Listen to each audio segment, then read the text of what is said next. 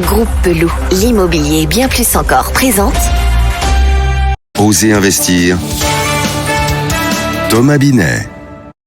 Aujourd'hui Bernard, vous nous parlez du bouleversement du paysage professionnel qui s'accélère dans l'immobilier. Assistons-nous à une concentration ou à une atomisation de l'industrie immobilière? Les deux en même temps. Cette réponse s'explique aisément. Le domaine de l'administration de biens a effectivement poursuivi ce mouvement de concentration forte et de renforcement de la taille critique. Des groupes puissants se sont renforcés ou ont émergé, tels Foncia, Citia, Nexity par exemple. Certains d'entre eux, comme Citia, se sont également renforcés autour de la transaction immobilière. La concentration s'est également concrétisée avec les portails d'annonces, tels Se Loger et Le Bon Coin, qui ont racheté deux de leurs concurrents, respectivement Logic-Immo et À Vendre à Louer. Et plus récemment encore, Meilleurs Agents est passé sous le contrôle de Se Loger. Si par contre nous regardons de l'autre côté du paysage professionnel, à savoir la transaction immobilière, c'est une toute autre image qui ressort. On peut réellement parler d'atomisation du secteur. Les changements en profondeur de cet écosystème ont d'ailleurs tendance à s'accélérer dans le temps.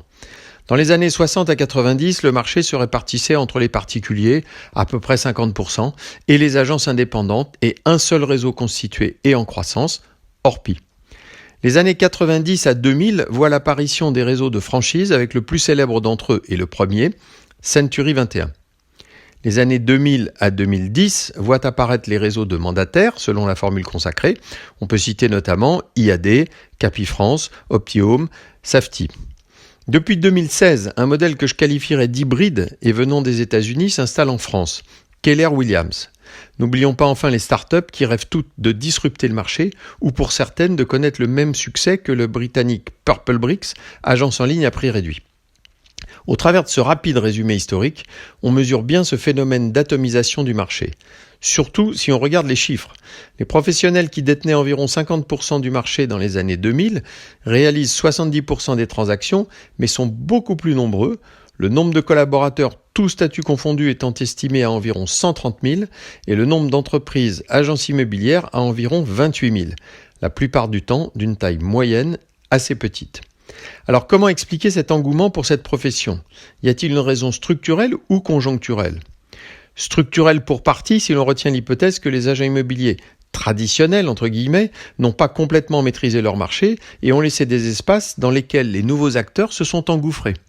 Ajoutons l'attrait de ces modèles pour les néo-professionnels et la promesse d'honoraires moins élevés pour les particuliers et nous avons une autre partie de la réponse. Mais conjoncturel également, sans doute, au vu des records de ventes battus et d'un marché qui s'emballe depuis 3 ans, environ, grâce à la baisse historique des taux d'intérêt. Ce mouvement d'atomisation du marché va-t-il se poursuivre longtemps encore?